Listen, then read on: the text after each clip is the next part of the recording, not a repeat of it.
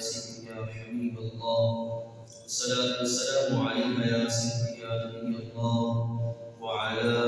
آلك وأصحابك يا سيدي يا نور الله. مولاي صل وسلم دائما أبدا على حبيبك خير الخلق كلهم محمد سيد الكونين والثقلين والفريقين من عرب ومن عجم، هو الحبيب الذي ترجى شفاعته لكل حول من الأحوال المزدحم، ثم الرضا عن أبي بكر وعن عمر وعن علي وعن عثمان ذي الكرم. يا رب بالمصطفى بلغ مقاصدنا واغفر لنا ما مضى يا واسع الكرم. اللہ رب العزت جل وعلا کے فضل و توفیق سے آج ہم ماہ صفر المظفر کے آخری جمعہ شریف اس اجتماع میں شرکت کی سعادت حاصل کر رہے ہیں۔ اللہ رب العزت جل وعلا ہم سب کا حاصل ہونا اور اس کی توفیق سے جو کلمات خیر بیان کیے جائیں اور جو اعمال صالحہ بجا لائیں وہ کریم اپنی بارگاہ اقدس میں قبول منظور فرمائے۔ آج انشاءاللہ العزیز آپ کے سامنے ماہ صفر المظفر میں وصال کرنے والی 3 شخصیات،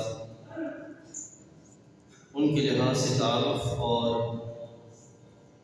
دین اسلام میں اسلام کے تحفظ کے لحاظ سے جو ایک باقاعدہ موضوع ان کو دیا گیا، یعنی کہ مجدد کون ہوتا ہے اور مجدد کی ذمہ داریاں کیا ہیں اور مجدد کی اس امت کے اندر حیثیت کیا ہے، یہ چند ایک پہلو آپ کے سامنے بیان کرنے کی کوشش کریں گے۔ اللہ تعالیٰ جل وعلا مجھے حقیقت میں جاننے کی سعادت نصیب فرمائے اور ہمیں سن کر سمجھ کر اس پر عمل کرنے کی توفیق عطا فرمائے۔ رب ذوالجلال جل وعلا نے اس امت کو قیامت تک کے لیے باقی رکھنا ہے۔ اس کریم نے اس کو باقی رکھنے کے لحاظ سے جو اہتمام فرمایا وہ یہ ہے کہ جو شریعت اللہ نے اس امت کو عطا فرمائی ہے وہ شریعت بھی قیامت تک کے لیے باقی رکھنی ہے۔ شریعت کا مطلب ہے وہ نظام جو اللہ تعالیٰ نے اپنے رسول علیہ السلام کو عطا فرمایا اس امت کے لیے، وہ شریعت مطہرہ بھی قیامت تک کے لیے باقی رکھنی ہے۔ تو اس شریعت کے تحفظ کے لیے اور ہر دور کے اندر اٹھنے والے فتنوں سے اس شریعت مطہرہ کے جو مبارک چشمہ ہے اس کو بچانے کے لیے اور ہر دور میں اس کو تازہ رکھنے کے لیے بھی اللہ تعالیٰ نے اہتمام فرمایا۔ اب یہ بات آپ کے ذہن میں واضح رہے کہ ایک ہے دین کے احکام کی تبلیغ کرنا، احکام پہنچانا، احکام کی تبلیغ کرنا، اور ایک ہے زمانے کے اندر چھوٹی موٹی جو خرافات پیدا ہو گئیں، لوگوں کے عقائد اور اعمال میں خرابیاں آ گئیں، ان کو دور کرنے کا اہتمام کرنا۔ اس سے آگے بڑھتے ہوئے ایک پہلو یہ ہے کہ زمانے کے اندر خرابیاں بنیادی نہج سے آگے نکل کر کوئی تھوڑی سی سنگینی یا شدت اختیار کرتے ہیں، ان کو دور کرنے کا اہتمام کرنا۔ اب یہ دین مدین کی ترویج و اشاعت اور معاشرے کے لحاظ سے یہ 3 پہلو آتے ہیں کہ سب سے پہلے دین کی تبلیغ کرنا۔ دین کی تبلیغ کرنے والوں کو مبلغ کہا جاتا ہے، مبلغین وہ دین کی تبلیغ کرتے ہیں۔ پھر معاشرے کے اندر جو چھوٹی موٹی خرابیاں پیدا ہو جائیں عقائد اور اعمال میں، ان کو دور کرنے کا کام یہ علماء کا ہے، علماء ان کے لحاظ سے اہتمام کرتے ہیں۔ تیسرا، جو حالات اتنے سنگینی کی طرف چل پڑے کہ عام علماء کے کنٹرول میں نہ رہیں، تو پھر اس کے لحاظ سے ذمہ داری آتی ہے مجتہدین کی کہ وہ اجتہاد کریں، وہ کوشش کریں اور اس طرح کے حالات بنائے جائیں اور اعمال بھی بگاڑ کی جو صورت ہے اس کو دور کرنے کا اہتمام کیا جائے، تاکہ کسی نہ کسی طریقے سے لوگوں کو اسلام کی طرف باقی رکھنے کا اور واپس لانے کا اہتمام کیا جائے۔ یہ تیسرا سلسلہ ہوتا ہے اور یہ مجتہدین کا ہے، یعنی کہ دین مدین کی تبلیغ اور اس کی ترویج اور اس کی اشاعت میں یہ درجات ہیں جو کہ علماء کی ذمہ داریاں ہیں۔ پہلا مبلغین کا، دوسرا علماء کا، اور تیسرا جو سلسلہ ہے وہ ہے مجتہدین کا۔ اب اس کے ساتھ ساتھ میں یہ پہلو بھی آپ کے سامنے واضح کرتا چلوں، ایک ہے قرآن مجید کی محض تفسیر کرنا، یعنی کہ اس میں جو چھپے ہوئے راز ہیں اس کو بیان کرنے کا اہتمام کرنا، احکام کو کھولنے کا بیان کرنا، یہ کام ہوتا ہے مفسرین کا، یہ الگ شعبہ ہے۔ اسی طریقے سے حدیث طیبہ پہ کام کرنا، حدیث طیبہ کو کام چھانٹ کر کے اس کی اپنی اصل حیثیت میں باقی رکھ کے اپنے آگے افراد تک منتقل کرنے کا اہتمام کرنا، اور پھر حدیث طیبہ کی تشریح اور نئی اس کی جو اصل راوی ہے جو رسول اللہ صلی اللہ علیہ وسلم کی منشا کے مطابق ہے، اس کو کہتے ہیں محدثین کا کام۔ وہ محدثین ہوتے ہیں جو یہ کام کرتے ہیں۔ ایک طبقہ ہوتا ہے فقہا کا۔ فقہا کا طبقہ یہ ہے کہ وہ قرآن سنت میں موجود جو موتی ہیں احکام الہیہ کے اور نئے زمانے کے اندر موجود جو مسائل درپیش ہیں، ان مسائل کو قرآن سنت کی اندر موجود علتوں کے موافق حل کرنے کا اہتمام کرنا، یہ کہتے ہیں فقہا کا کام ہے۔ فقیہ لوگ ہوتے ہیں، فقہا ہوتے ہیں جو یہ کام کرتے ہوئے نظر آتے ہیں۔ ایک طبقہ آپ کو وہ بھی ملے گا جو کہ اولیاء کاملین کا ہے۔ اولیاء کاملین کا کام یہ ہے کہ قرآن و سنت کا صحیح علم حاصل کرنے کے بعد باقاعدہ بیٹھ کے اس پر عمل کرنے کا اہتمام کرنا اور ماحول ایسا بنانا کہ جس میں افراد سازی کا اہتمام ہو اور افراد باقاعدہ ایسے تیار کیے جائیں جو آگے اسی سلسلے کو لے کر مارکیٹ میں دنیا کے اندر پھیلے جس سلسلے کو انہوں نے سیکھا ہے، اور پھر اس کو ترویج و اشاعت کے لحاظ سے اہتمام کرنا، یہ کام اولیاء کاملین کا۔ اس طرح دین کے اندر مختلف شعبہ جات ہیں جو کہ دین مدین کی خدمات میں مصروف عمل ہے، لیکن دین مدین کی تبلیغ و اشاعت اور دین مدین پر اٹھنے والے، اس کے مقابلے میں اٹھنے والے ایسے فتنے کہ جن فتنوں کے سبب دین مدین کی مبارک صورت جو ہے وہ مسخ ہونے کو ہو، یہ ایک الگ ٹریک ہے، ایک الگ سلسلہ ہے۔ پہلے میں نے عرض کیا کہ مبلغین کا کام کیا ہے کہ وہ دین کو تبلیغ کرے، دین کے احکام کو لوگوں کے درمیان عام کرے۔ دوسرا ہے علماء کا جو چھوٹے موٹے مسائل درپیش ہوں ان کو حل کرنے کا اہتمام کرنا۔ تیسرا درجہ ہے مجتہدین کا جو کہ سنگین حالات میں ایسے ماحول بنانا کہ جس سے دین پر عمل کرنا اور دین کے احکام کو لوگوں تک پہنچانا اور مسائل کو حل کرنے کا اہتمام ہو جائے۔ اس کے بعد اگلا جو مرحلہ آتا ہے کہ جب دین مدین کے مقابلے میں زمانے کے اندر ایسے فتنے پیدا ہو جائیں، وہ فتنے فکری اعتبار سے ہوں، وہ فتنے عملی اعتبار سے ہوں، یعنی کہ ایسے فکرے پیدا ہو جائیں اور ان فکروں کو باقاعدہ طور پر اسلامی نظام میں داخل کرنے کی اس طرح کوشش کی جائے کہ اصل اسلامی جو افکار ہیں وہ چھپ جائیں اور وہ جو داخل کی گئی ہیں ان کو اسلامی افکار سمجھ لیا جائے، یا ایسے اعمال اسلامی اعمال کے مقابلے میں گھڑ لیے جائیں جو کہ اسلام کے نہ ہوں مگر اسلام کے سمجھ کر اس کو اسلام میں داخل کر دیا جائے، اور وہاں پر جو وہ افراد عمل پیرا ہونا شروع ہو جائیں، یا ایسی چیزیں جن کا سرے سے اسلام سے کوئی تعلق نہیں ہے ان کو اسلام سمجھ کر لوگوں کے درمیان جو وہ رائج کر دیا جائے، یا بالکل اس طرح کا نظام قائم کرنا کہ جس سے دین اسلام اپنی اصل صورت کے اعتبار سے مسخ ہو جائے، اس پہ عمل کرنا معطل ہو جائے، دین کی قدریں پامال ہو جائے، دین کی بنیادیں بالکل سرے سے ختم ہو جائے۔ ایسا جب ماحول پیدا ہو جائے تو ایسے ماحول میں رب ذوالجلال جل وعلا جس شخصیت کو پیدا کرتا ہے جو اللہ تعالیٰ جل وعلا کی عطا کردہ صلاحیتوں اور اس کی توفیق اور رب کائنات جل وعلا کی عطا کردہ علم شریعت کے لحاظ سے وہ باقاعدہ دین کی اقدار، دین کی بنیادوں کو اور دین کے نظام کو اپنی اصل صورت میں لوگوں کے درمیان نہ صرف متعارف کرواتا ہے بلکہ اس کو قائم کرنے کا اہتمام کرتا ہے، اس شخصیت کو مجدد کہتے ہیں۔ وہ جو شخصیت ہوتی ہے اس کو مجدد کہا جاتا ہے۔ حدیث طیبہ میں باقاعدہ اس پر احادیث طیبہ موجود ہیں، یعنی کہ متن احادیث اس کے لحاظ سے موجود ہیں۔ میں چند ایک آپ کے سامنے رکھتا ہوں۔ ہمارے آقا صلی اللہ علیہ وسلم نے ایک حدیث طیبہ میں اپنی امت کے لحاظ سے ارشاد فرمایا کہ لا تجتمع امتی ضلالہ، سرکار نے فرمایا کہ میری امت من حیث المجموع، ساری کی ساری امت جو ہے وہ گمراہی پہ اکٹھی ہو جائے. نبی علیہ السلام نے فرمایا میری امت میں کبھی ایسا نہیں ہوگا. سرکار دو عالم صلی اللہ علیہ وسلم نے قیامت تک کے لیے اپنی امت کو خبر دیتے ہوئے، یعنی کہ ایک گروہ نکل جائے بدعملی کی طرف چلا جائے، فکر کے اعتبار سے خرابی کی طرف چلا جائے، ایک گروہ چلا جائے، دو گروہ چلے جائیں، یہ ممکن ہے. لیکن پوری کی پوری امت جس میں علماء فقہاء سارے کے سارے جو وہ نکل جائے، وہ سارے اس روش میں چل پڑے. سرکار نے فرمایا ایسا نہیں ہوگا. پھر ایک دوسری حدیث طیبہ کے اندر نبی علیہ السلام نے ارشاد فرمایا، رب کائنات جل وعلا نے جو امر حق مجھے عطا فرمایا وہ اسی طریقے سے باقی رہے گا یہاں تک کہ قیامت آ جائے. یعنی کہ مطلب یہ ہے کہ درمیان میں ایسے ذمہ دار افراد موجود رہیں گے جو باقاعدہ اپنی کوششوں، اپنی کاوشوں اور اپنی صلاحیتوں کے ذریعے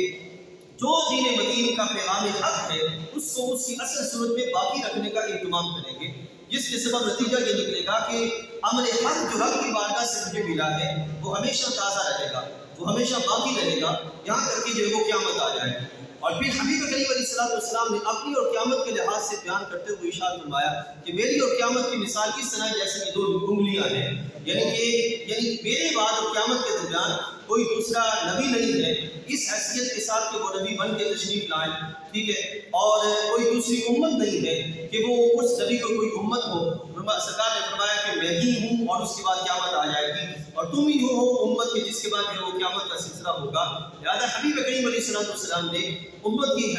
کی حیثیت کو بھی بیان فرمایا، اور پھر امت کے لحاظ سے جو امت کے اندر نظام حق اور شریعت مطالعہ کا جو نظام ہے اس نظام کو باقی رکھنے کے لحاظ سے بھی سرکار نے ارشاد فرمایا کہ یہ ہمیشہ تازہ رہے گا. اور تازہ اسی طرح ہے کہ زمانے کے اندر فتنے ہوں گے لیکن رب کائنات جل وعلا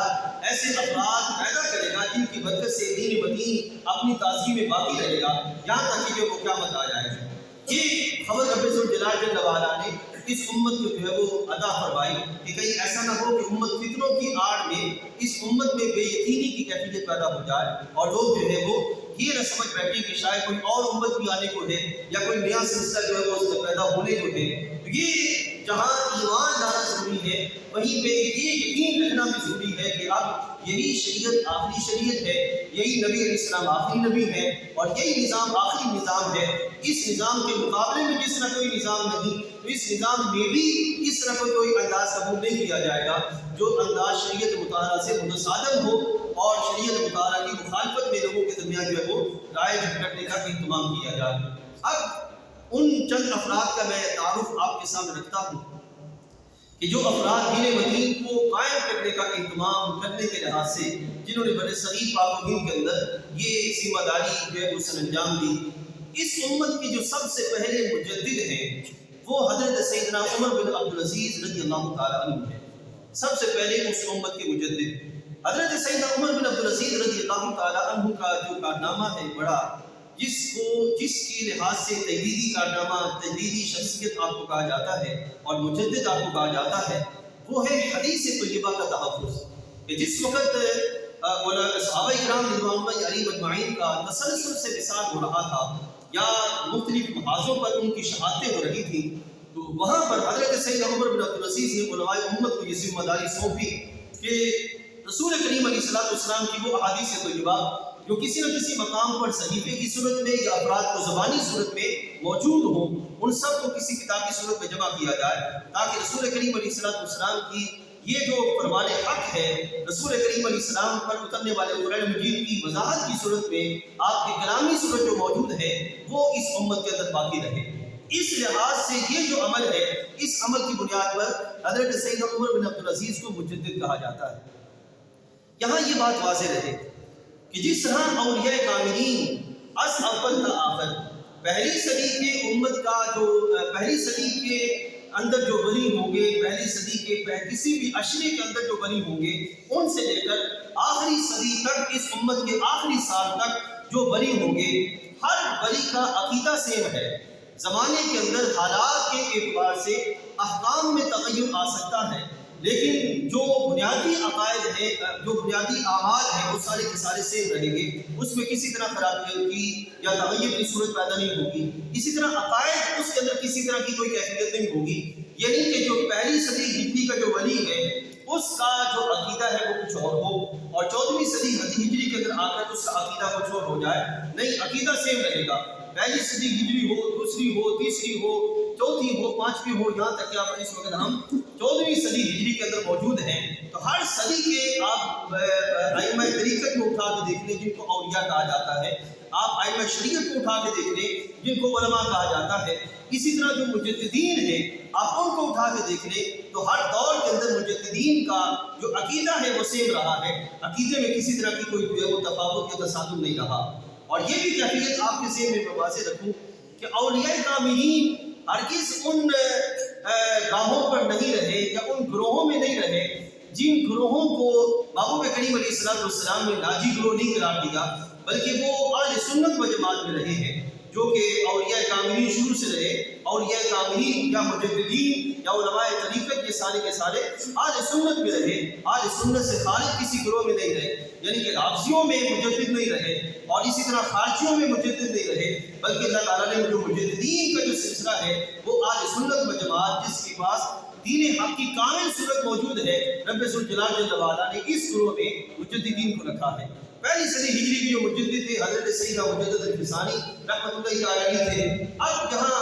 آگے بڑھتے ہیں اور اس بڑے صغیر پاک و ہند کے اندر مجددوں کی دو طرح کی کیٹیگری ہے، ایک ہے کہ ہر 100 سال کے بعد مجدد کا آنا،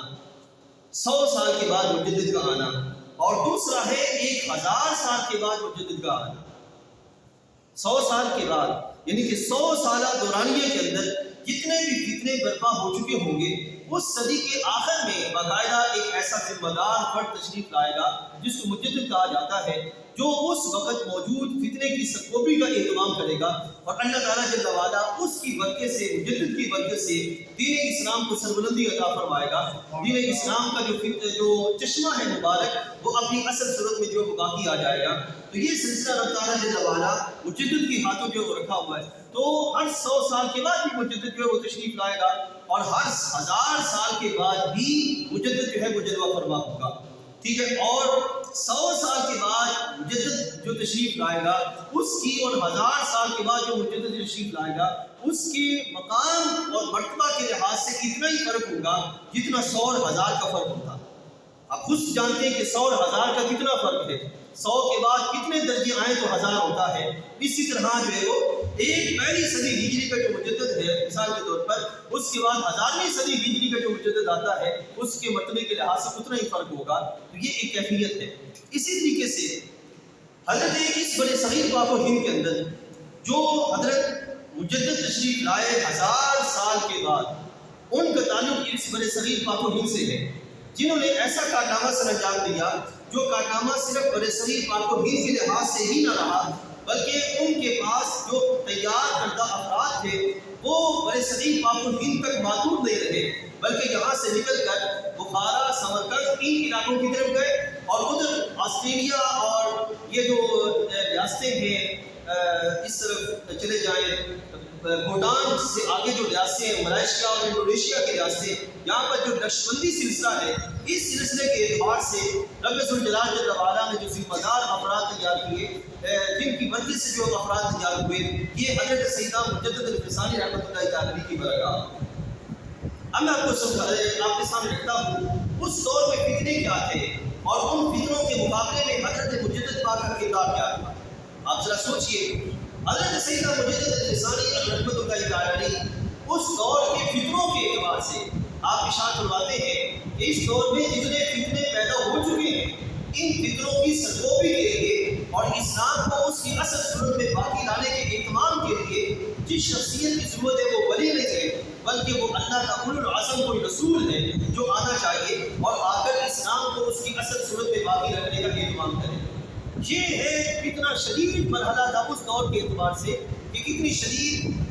سنگینی حالت پیدا ہو چکی تھی کہ اس کے لحاظ سے حضرت سیدنا مجدد پاک نے فرمایا کہ اس وقت کسی ولی کی ضرورت نہیں ہے، ولی بھی باقاعدہ کوئی شک نہیں ہے کہ بہت زیادہ رب ذوالجلال جل وعلا کی طرف سے تائید کا حامل ہوتا ہے، صلاحیتوں کا حامل ہوتا ہے اور قوت ایمانی کا حامل ہوتا ہے، لیکن جو اولو العزم رسول کی شان ہے وہ انہی کا خاصہ ہے، انہی کا مرتبہ ہے۔ رب کائنات جل وعلا کے مبارک بندے ارشاد فرماتے ہیں کہ اس وقت کسی ولی کی محض ضرورت نہیں ہے، بلکہ اولیاء کاملین میں سے اولو العزم رسول کی ضرورت ہے جو کہ آگے بڑھے اور اس فتنے کی سرکوبی کا اہتمام کر سکے۔ میں آپ سے پوچھتا ہوں، آپ ذرا سوچ کے بتائیے،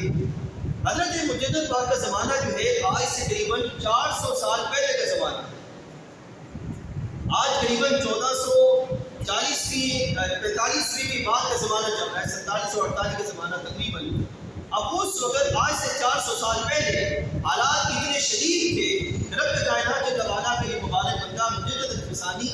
یہ عرض کرتا ہوا دکھائی دیتا ہے رب ذوالجلال کی بارگاہ میں کہ مولا اس دور میں کسی ولی کی نہیں بلکہ اولو العزم رسول کی ضرورت ہے کہ وہ تشریف لائیں اور اگر یہ جو فتنے کھڑے ہو چکے ہیں ان فتنوں کی سرکوبی کا اہتمام کریں اور اسلام کے اس مبارک چشمے کو پھر سے وہ تازگی بخشے جس سے لوگ سیراب ہوتے ہوئے نظر آئیں۔ کتنی شدت تھی اس دور کے اعتبار سے، فتنوں کے لحاظ سے۔ اب سوچئے آج سے اگر 400 سال پہلے فتنوں میں اتنی سختی تھی اور حالات اتنے شدید ہو چکے تھے، تو آج کا زمانہ اگر ہم محسوس کریں تو ہمیں پتہ چلے گا کہ حالات میں کتنی سنگینی آ چکی ہے۔ اور اس وقت شوگر کوٹڈ جو زہر ہمیں ہمارے آئین میں باقاعدہ پارلیمنٹ کے اندر قانون کا حصہ بن رہا ہے، بل کی صورت میں ہمیں باقاعدہ اس کی خبر نہیں ہے۔ ایک میں مثال آپ کے سامنے رکھتا ہوں، پھر آپ کو لاتا ہوں اس چیز کی طرف۔ اس وقت جو بل پاس ہوا ہے اور اس وقت بل کے لحاظ سے قانون کی حیثیت اختیار کر چکا ہے، ٹرانسجینڈر بل جو پاس ہوا ہے یہ جو قانون کی حیثیت اختیار کر چکا ہے۔ اب یہ ٹرانسجینڈر بل عموماً یہ کہا جاتا ہے کہ پاکستان کے اندر یہ جو خواجہ سرار ہے ان کے حقوق کے تحفظ کے لحاظ سے بھی بل پاس ہوا ہے۔ یاد رکھیے پاکستان کے آئین میں اور پاکستان کے نظام میں، اسلام کے نظام کے اندر باقاعدہ خواجہ سلام کے لحاظ سے یہ تحفظ کے سلسلے موجود ہیں کہ ان کو اگر میل سائڈ پہ ہے تو میل سائڈ کے لحاظ سے ان کو حق دیا جائے، اور اگر فیمیل سائڈ سے ہے تو ان کو فیمیل سائڈ کے لحاظ سے ان کا حق دیا جائے، اور معاشرے میں ان کی اس طرح تربیت کی جائے اور ان کے خرچ کے لحاظ سے اس طرح اہتمام کیا جائے تاکہ وہ معاشرے کے اندر اپنے بہترین زندگی گزارتے ہوئے نظر آئے۔ اگر اس طرح کا معاملہ ہے تو اس بل کو ڈالنے کی ضرورت ہی نہیں ہے، لیکن یاد رکھیے گا اس بل کے تحت ایسے مندرجات باقاعدہ قانون کی صورت میں پاس ہو گئے ہیں کہ جس میں یہ نہج مارکیٹ کے اندر جو وہ لائی گئی ہے کہ وہ لوگ جو کہ مغرب کے ماحول کے زیر اثر اپنی طبیعت میں مثال کے طور پر ایک مرد ہے اور وہ مغرب کے ماحول کے زیر سایہ خود میں یہ محسوس کرتا ہے کہ اس طرف آنا چاہتا ہے کہ میں عورت بننا چاہتا ہوں، یا میں محسوس کرتا ہوں کہ میں عورت ہوں، اور وہ نادرا آفس جائے، وہاں پہ جا کے وہ نادرا آفیسر کو کہے کہ میں عورت ہوں، یا میں محسوس کرتا ہوں کہ میں عورت ہوں، لہٰذا جو ہے وہ میرے جو پوسٹ ہے میرا آئی ڈی ہے اس میں مجھے جو ہے وہ فیمیل شو کیا جا رہا ہے، یا اس کو اجازت دی جا رہی ہے کہ آپ اگر چاہتے ہیں مرد ہے صحیح ہے تمام تر جسمانی اعضاء کے اعتبار سے اس کے اندر کسی طرح کی کوئی ہارمونل ڈسٹربنس نہیں ہے تو باقاعدہ اس کو اجازت دی جاتی ہے۔ اگر ہارمونل ڈسٹربنس ہو تو پھر یہ کیفیت ہوتی ہے کہ ہارمون کی زیادتی کے سبب جو میل ہوتا ہے وہ فیمیل سائڈ کی طرف بڑھنا شروع ہو جاتا ہے، یا جو فیمیل ہوتی ہے اس کے اندر جو فیمیل شپ جو باقی نہیں رہتی اور وہ اس کے اندر وہ کیفیت بدل جاتی ہے۔ اگر اس کے اندر ہو تو وہ تو مرض کی کیفیت ہے، اس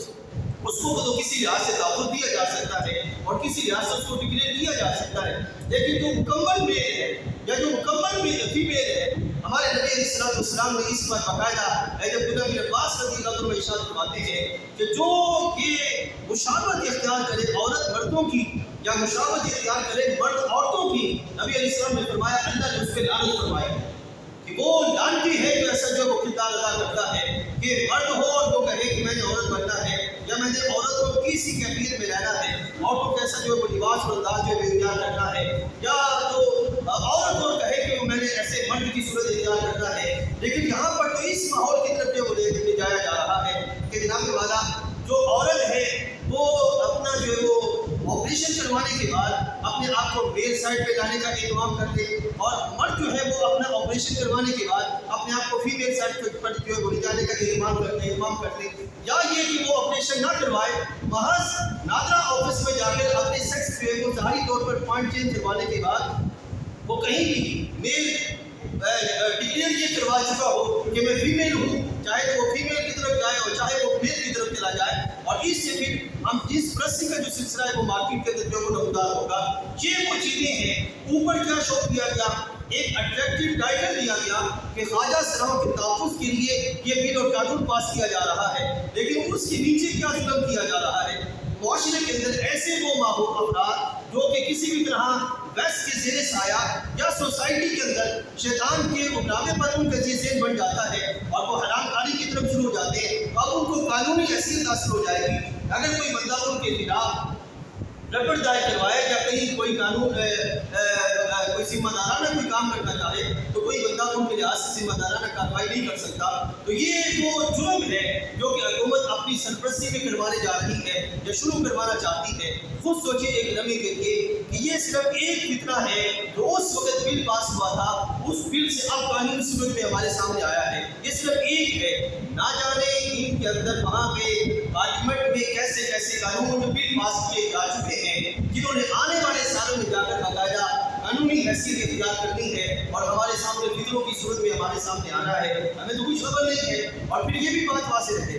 ہمارے جو ماشاءاللہ نام نہاد جو پارلیمنٹیرین ہیں، قومی اسمبلی کے ممبرز ہیں، اکثر و بیشتر وہ وڈیرے ہوتے ہیں یا اکثر و بیشتر وہ چودھری ہوتے ہیں، علم کے لحاظ سے بالکل خالی ہوتے ہیں، ان کو اپنی ذمہ داریوں کے لحاظ سے کوئی پتہ نہیں ہوتا کہ معاملہ کیا ہے۔ ان کو محض ایک وکیل کے ذریعے بتا دیا جاتا ہے کہ جناب یہ ابتدائی باتیں ہیں اور یہ اس چیز کے لحاظ سے ذمہ داری والا معاملہ ہے، اس کے سوا اندر چیزیں کیا ہیں وہ بی اے پاس بھی بڑی مشکل سے ہوتے ہیں، اس بات سے ان کو خبر ہی نہیں ہوتی کہ اندر معاملہ کیا ہے۔ اور ایسے کیسے کیسے مندرجات ہیں جو کہ اس کے ضمن میں پاس کروائے جا رہے ہیں، نتیجہ یہ نکلتا ہے کہ وہ یہ سمجھتے ہیں کہ ہم تو کچھ بھی نہیں کر کے آئے، ہمارے لحاظ سے کوئی ایسا برائی والا معاملہ نہیں ہوا، لیکن اندر باقاعدہ برائیوں کے دھبے پاس کروائے جا چکے ہوتے ہیں۔ اور نام کیا لگایا جاتا ہے کہ ہم تو بحمد اللہ تعالیٰ جیسے پاک صاحب پارلیمنٹ میں گئے تھے اسی طرح پاک صاحب پارلیمنٹ سے اور اپنے 5 سالہ کورم پورا کر کے واپس آ رہے ہیں۔ میرے بھائیوں یہ اس وقت وہ جرائم ہیں جو کہ شوگر کوٹڈ جرائم ہیں جو مارکیٹ کے اندر پارلیمنٹ سے شروع ہو رہے ہیں، اور ایک عام وہ بندہ جو اس برائی سے متاثر ہے اس کو قانونی تحفظ دینے کی کوشش کی جا رہی ہے۔ اب سوچئے اگر اس وقت برائی اتنی تیز ہو چکی ہے تو آج سے 400 سال پیچھے چلے جائیں تو اس وقت حضرت مجدد پاک رحمۃ اللہ تعالیٰ کے دور پہ، میں شاید آج صرف انہی کا صحیح میں تھوڑا سا کلام آپ کے سامنے رکھ سکوں۔ حضرت مجدد پاک رحمۃ اللہ تعالیٰ کے دور میں اگر ہم اپنی ساری زندگی میں ہر دعا کے درمیان حضرت مجدد پاک رحمۃ اللہ تعالیٰ کے لیے دعا کریں، اے رب ذوالجلال ہماری طرف سے حضرت مجدد پاک کو کروڑوں اپنی بارگاہ سے اجر عطا فرما۔ اگر ہم یہ دعا کرتے رہے ساری زندگی پھر بھی ہم حضرت مجدد پاک کا احسان نہیں چکا سکتے۔ یہ وہ احسان ہے اس مرد کامل کا کہ اس نے اپنے دور کے اندر رب ذوالجلال کے فضل اور توفیق سے اور خالق کائنات میں جو شعور کی صلاحیت انہیں عطا فرمائی تھی اس کے لحاظ سے انہوں نے زمانے کے اندر اسلام کے مخالف جو فتنے تھے ان فتنوں کی حساسیت کو سمجھا اور اس کے لحاظ سے باقاعدہ ان کے مقابلے میں کھڑے ہوئے۔ اب وہ فتنے کیا تھے؟ آسان لفظوں میں ایسے سمجھے، فتنہ یہ تھا کہ سب سے پہلے جو ہندو ہے یہ ہندو بڑا شاطر ہے۔ آج ہمارا عام مسلمان نہیں سمجھتا کہ ہندو شاطر کیسے ہے۔ اگر تھوڑا سا حساس ہو تو مسلم کچھ فسادات اور پھر ڈرامے اور فلمیں اور اب تو بے حیائی کے اور نکلے مناظر اس کے ذریعے جو مسلمانوں کے درمیان باہر بولی جا رہی ہے اس کے لحاظ سے وہ سمجھ سکتا ہے، لیکن اگر وہ شعور رکھتا ہو اور اگر شعور نہیں رکھتا تو پھر اسے کچھ احساس نہیں ہو کہ زمانے میں کیا ہو رہا ہے۔ حضرت سیدنا مجدد الفسانی رحمۃ اللہ تعالیٰ کے دور میں ہندوؤں نے باقاعدہ طور پر اس وقت کو جو بادشاہ تھا اکبر بادشاہ، جس کے پر باقاعدہ بعد میں فلمیں بنائی گئی اور اس کو بین المذاہب اور بین المذاہب ایک ایسا روادار بادشاہ شو کیا گیا کہ جو ہر ایک کے لیے فیور ہے اور ہر ایک کی فیور کرتا ہے اور ہر ایک کے لیے اپنے طبیعت میں نرم رویہ اور برداشت اور ہر طرح کی کیفیت رکھتا ہے۔ ابھی کچھ سالوں پہلے باقاعدہ فلم بنی تھی جس میں ہمارے مسلمان بڑی تیزی سے اس کو دیکھتے ہوئے اور اس کو اڈاپٹ کرتے ہوئے اور یہ کہتے ہوئے نظر آئے کہ ہاں اس وقت کا ایسا بادشاہ ہونا چاہیے۔ آپ یقین جانیے مجھے قائد اعظم محمد علی جناح کے وہ الفاظ یاد آتے ہیں کہ جب ان سے پوچھا گیا کہ آپ پاکستان کو بنانے جا رہے ہو، پاکستان میں آئین کون سا لاؤ گے؟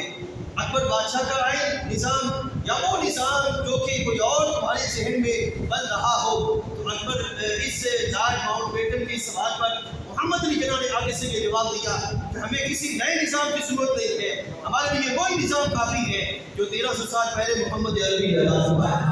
صلی اللہ علیہ وسلم۔ تو یہ وہ سوچ ہے کہ جو بندہ تھوڑا سا حساس ہوتا ہے، ذمہ دار ہوتا ہے، زمانے کے فکروں کو سمجھتا ہے، حالات کی نزاکت کو جانتا ہے، پھر اس کو خبر ہوتی ہے کہ میرا ذمہ کیا ہے، میرا نظام کیا ہے، میرا کردار کیا ہے، مجھے کیا کرنا چاہیے، اس کو خبر ہوتی ہے۔ اب اس وقت باقاعدہ طور پر یہ جو بادشاہ وقت ہوتے ہیں، ان کی ارد گرد چاپلوس بڑے ہوتے ہیں اور اپنے بھی ہوتے ہیں اور پرائے بھی ہوتے ہیں۔ اسی بات سے حضرت عمر فاروق رضی اللہ عنہ نے فرمایا کہ جو دوسرے مذاہب کے لوگ ہیں ان کو کلیدی کردار نہ دیا جائے، ان کو کلیدی کردار پر نہ لایا جائے۔ اگر ان کو کلیدی کردار دیا جائے گا تو نتیجہ کر رہے گا کہ وہ تمہارے درمیان اپنے مذاہب کو رائج کرنے کا اہتمام کر دیں گے، جیسا کہ عمران خان دور میں ہوا کہ باقاعدہ کلیدی کردار ایک ایسے بندے کو دیا گیا جو کہ قادیانی تھا، اور پھر نتیجہ کا نکلا کہ نیچے دھڑا دھڑ قادیانی جو ہے وہ مارکیٹ میں آتے ہوئے دکھائی دیے۔ پھر اسی اعتبار سے میرے بھائیوں، جو ذمہ دار ہے اوپر پوسٹ پہ بیٹھا ہوا، اس پر انتہائی ذمہ داری عائد ہوتی ہے کہ وہ معاشرے کے اندر انتہائی ذمہ داری کے ساتھ اپنا رویہ جو ہے وہ پورا کرتا ہوا دکھائی دے۔ حضرت مجدد پاک رحمۃ اللہ علیہ کے زمانے میں، آپ کے زمانے کے اندر جو کہ اکبر بادشاہ تھا، اس کے گرد ہندو اکٹھے ہوئے، اور سب سے پہلے ہندوؤں نے جو بات کیا وہ یہ تھا کہ اکبر بادشاہ کی جو شادی ہے وہ ایک ہندو عورت سے کروائے۔ یہ سب سے پہلا بات تھا، اور یہ یاد رکھیے گا مسلمان بادشاہوں پر جو وار ہوئے ہیں وہ 3 باقاعدہ ہتھیار استعمال ہوئے ہیں۔ وہ بادشاہوں پر بھی ہوئے، وہ بڑے بڑے ذمہ دار امراء پر بھی ہوئے، اور بڑے بڑے نام نہاد علماء پر بھی ہوئے۔ یہ 3 طرح کے جو بار ہیں ہوئے اور اب بھی ہو رہے ہیں، اور وہ کیا ہے؟ سب سے پہلے ہے زن، عورت استعمال کی گئی، ہر دور کے اندر فطرے کے لحاظ سے عورت کو استعمال کیا گیا۔ دوسرا ہے زن، پیسہ استعمال کیا گیا باقاعدہ طور پر، قوموں کی قومیں پلٹنے کے لیے باقاعدہ پیسہ استعمال کیا گیا۔ عورتیں، آپ پڑھیے اس بات کو، آپ کو پتہ چلے گا سلطنت عثمانیہ جو کہ اسلام کا ایک بہترین تاج تھا، اور تقریباً 600 سے 800 سال تک اس نے جو وہ اسلام کا نظام قائم کرنے کا باقاعدہ اہتمام کیا۔ سلطنت عثمانیہ کو توڑنے کے لیے جو ہتھیار استعمال کیے گئے وہ تینوں ہی ہتھیار تھے، زن، زر اور زمین۔ اور اس کے پیچھے کون لوگ تھے جنہوں نے ہتھیار استعمال کیے؟ آج جو سب سے زیادہ مسلمانوں کی فیور میں لیکن سب سے زیادہ خطرناک مسلمانوں کے لیے ملک ہے، فرانس ہے، اس نے یہ کام کیا اور اس کے لحاظ سے کردار ادا کیا۔ برے صغیر پاک و ہند کے اندر سلطان ٹیپو کے پیچھے جو قوم لگی، جس ملک نے اس کو جو مارنے دھاڑنے کا اہتمام کیا، برطانیہ کو بڑے صغیر پاک و ہند پر قابض کرنے کے لحاظ سے جو پیچھے کردار تھا، وہ کردار بھی آپ تاریخ پڑھیں تو پتہ چلے گا فرانس کا تھا۔ اسی اعتبار سے میرے بھائیوں، اس وقت ہندوؤں نے سب سے پہلے یہ کام کیا کہ جو بادشاہ وقت تھا اس کی شادی جو ہے ایک عورت سے کروائی، اپنی جو خاتون عورت تھی، اس کے بعد اس کے ارد گرد جو علماء اور امراء تھے ان کو اپنے ہتھے میں لیا، اور پھر ان کے ذریعے ایک ایسا نظام قائم کیا جس کو دین الہی کا نظام کہا جاتا ہے۔ یہ نظام قائم کیا، اب بظاہر یہ نظام ہے دین الہی کا، لیکن اس کے اندر فتنے تھے، اور وہ فتنے کیا کیا تھے؟ کلمہ بدل دیا، مساجد اڑا دی، اور قربانی ختم کر دی، احکام الہیہ معطل کر دیے، سارے کا سارا نظام جو ہے وہ بگاڑ کے رکھ دیا۔ اب مجھے ذرا سوچ کے بتائیے گا کہ نظام کے مقابلے میں نظام آ جائے کتنا خطرناک ہوگا، کتنا ماحول ہوگا۔ آپ ابھی اسی وقت ہمارے پاکستان کے اندر نظام کے مقابلے میں نظام صرف جو یہ عدل کا نظام ہے، یہ نظام کے مقابلے میں نظام آیا ہوا ہے۔ تو آپ دیکھ رہے ہیں کہ پاکستان کا اس وقت حال کیا ہوا پڑا ہے۔ عدل اور انصاف کا نام ہمارے پاکستان میں پارلیمنٹ اور ہماری عدلیہ کی جبین پر تو لکھا جاتا ہے، لیکن عملی طور پر جو تصادم ہے وہ کدھر ہے؟ وہ اصل نظام جو پاکستان کا عدل کا نظام ہے وہ معطل ہے، جس کے سبب نتیجہ یہ نکلتا ہے کہ صحیح طور پر عدل کا سلسلہ وہ قائم ہی نہیں ہے۔ یہ صرف ایک نظام ہمارے پاکستان کے اندر ہے، اور اگر اوپر چلتے چلے جائیں تو آپ کو ہر مقام پر چھپا ہوا یہی نظام اسلام کے مقابلے میں، نظام مصطفیٰ کے مقابلے میں جو وہ آپ کو ملے گا اور باقاعدہ طور پر نظر آئے گا۔ اب حضرت مجدد الفسانی رحمۃ اللہ تعالی نے دیکھا کہ خود حاکم وقت اس کی سرپرستی کر کے اس نظام کو رائج کر رہا ہے اور نافذ کرنے کی کوشش کر رہا ہے۔ مساجد بالکل ڈھا دی گئی، نظام الہی معطل کر دیا گیا، کلمہ طیبہ لا الہ الا اللہ محمد رسول اللہ صلی اللہ علیہ وسلم یہ پڑھنا ختم کر دیا گیا اور اس کے مقابلے میں نیا کلمہ جو وضع کیا گیا، قربانی بند کر دی گئی، اس طرح کے نظام جو وضع کیا گیا۔ اب اس کے مقابلے میں کسی ایسے مبارک بندے کی ضرورت تھی جو آگے بڑھتا، اللہ کی توفیق اس سے حاصل ہوتی، رب ذوالجلال کی تائید اس سے حاصل ہوتی، بے پناہ ایمانی اور روحانی قوتوں کا حامل ہوتا، جس کی زبان سے نکلا ہوا جملہ وہ لوگوں پر اثر کرتا اور لکھے ہوئے تحریر وہ لوگوں کے درمیان ایک حاکم کی حیثیت سے کام کرتی ہوئی نظر آتی۔ رب کائنات نے ایسی کیفیت کے لحاظ سے جس بندے کو چنا اس کا نام نامی احمد ہے، اور زمانہ ان کو امام ربانی مجدد الفسانی الشیخ احمد سرندی فاروقی رحمۃ اللہ تعالی کے نام سے جاتا ہے۔ یہ تھا ان کے مقابلے میں چنا ہوا بندہ، ٹھیک ہے۔ اور حضرت سیدنا مجدد پاک نے کتنا عرصہ لگایا؟ 1-2 سال نہیں لگا، 30 سال کا عرصہ لگا، 30 سال کا عرصہ۔ اس 30 سالہ عرصے کے اندر آپ نے قید و بند کی صحبتیں بھی برداشت کی، اس 30 سال کے عرصے کے اندر آپ کو باقاعدہ صدقات بھی کیا گیا، آپ کے باقاعدہ گھر کو سبجیت قرار دے دیا گیا، اس طرح کی کیفیت پیدا ہوئی۔ جو ماحول آج اس دور کے اندر اسلامی احکام کے نفاذ کے لیے کوشش کرنے والوں کے ساتھ آج منایا جاتا ہے، یہ کوئی نیا نہیں ہے، بلکہ یہ شروع سے طریقہ رائج ہے اور چلا آ رہا ہے۔ لیکن رب ذوالجلال جل وعلا کے فضل سے یہ بات واضح رہے، ہمارا جو صوفیاء کا جو حکومت وقت کو درست کرنے کا طریقہ ہوتا ہے وہ شبخون مارنا نہیں ہوتا، بلکہ طریقہ یہ ہوتا ہے کہ اصلاح حکومت ہوتا ہے، اصول حکومت نہیں ہوتا، اصلاح حکومت ہوتا ہے کہ حکومت کی اصلاح کی جائے، افراد ایسے تیار کیے جائیں جو وہاں پہ بیٹھ کر ایسی ذمہ دارانہ انداز سے حکومت کرے جس سے باقاعدہ نظام اسلام قائم ہوتا ہوا نظر آئے۔ رب ذوالجلال جل وعلا کے فضل سے اور حضرت مجدد الفسانی کے برکات سے یہ سلسلہ باقاعدہ طور پہ قائم ہوا کہ آپ نے افراد تیار کیے، مکتوبات کی صورت میں نظام قائم کیا، اور پھر یہ بھی بات واضح رہے مجدد جو ہوتا ہے وہ اپنی ذات کی طرف نہیں بلاتا، بلکہ مجدد قرآن مجید اور حدیث طیبہ سے وضع کرتا اسی نظام کی طرف لوگوں کو متوجہ کرتا ہے جو نظام باقاعدہ رسول اللہ صلی اللہ علیہ وسلم نے امت کو عطا کیا ہو اور جس پر امت تسلسل سے چلی آ رہی ہو اسی کی طرف جو مائل کرتا ہے، اپنی ذات کی طرف نہیں بلاتا۔ حضرت مجدد پاک نے یہ سلسلہ قائم کیا، نتیجہ کیا نکلا کہ اکبر بادشاہ جب مرا تو اس وقت آپ جیل میں تھے، اس کا بیٹا جہانگیر جب وہ باقاعدہ پایا تخت پہ آتا ہے تو اس نے دیکھا کہ ایک عظیم رہنما وہ جیل میں ہے، اس نے آپ کو جو وہ آزاد کرنا چاہا، تو آپ نے فرمایا کہ میں اس وقت تک جیل سے باہر نہیں آؤں گا جب تک میری یہ شرائط نہ مانی جائے۔ پوچھا شرائط کیا ہے؟ فرمایا کہ تمہارے باپ نے اسلام کے مقابلے میں جو بدعمالیاں عائد کی ہیں نظام کی صورت میں وہ سارے کا سارا سسٹم ختم کرو اور اسلام کو باقاعدہ اس کی عملی صورت میں رائج کرو، پھر میں جیل سے باہر آؤں۔ یہ سلسلہ آپ نے ان کے سامنے شرط کے طور پر پیش کیا، نتیجہ کیا نکلا؟ اللہ نے جہانگیر کو اپنی بارگاہ سے توفیق عطا فرمائی، اس نے صحیح معنی میں اسلام کی ترویج کا کام کیا، یہاں تک کہ اس کی زندگی میں جو کام ہوا اللہ تعالیٰ کے فضل سے ایسا کام تھا جو تجدیدی کام تھا، یعنی کہ حضرت مجدد پاک کے بعد اس نے ایک ایسا کام کیا جو تجدیدی کام تھا، لیکن چونکہ ابھی وقت نہیں ہے میں اس کی طرف آپ کے لے کے نہیں جاؤں گا۔ یہ صرف ایک تاریخ تھی جو میں نے آپ کے سامنے میرے بھائیوں واضح کی کہ رب ذوالجلال کی فضل سے اسلام قیامت تک کے لیے باقی رہنے والا ہے، اسلام مٹنے والا نہیں ہے۔ اس کی ترویج و اشاعت کے لیے کئی طرح کے افراد ہیں جو کام کرتے ہیں، مبلغین ہیں کام کرتے ہیں، علماء ہیں کام کرتے ہیں، مجتہدین ہیں جو کام کرتے ہیں، لیکن جب اس کی بنیادوں کو پامال کیا جا رہا ہو، سرے سے قدریں جو ہے وہ کھیڑی جا رہی ہو اور ساری کی ساری اسلامی نظام کو معطل کرنے کی کوشش کی جا رہی ہو، اس وقت رب ذوالجلال جس شخصیت کو لاتا ہے اس شخصیت کو مجدد کہا جاتا ہے، اور وہ اس وقت تجدیدی کارنامے سر انجام دے کر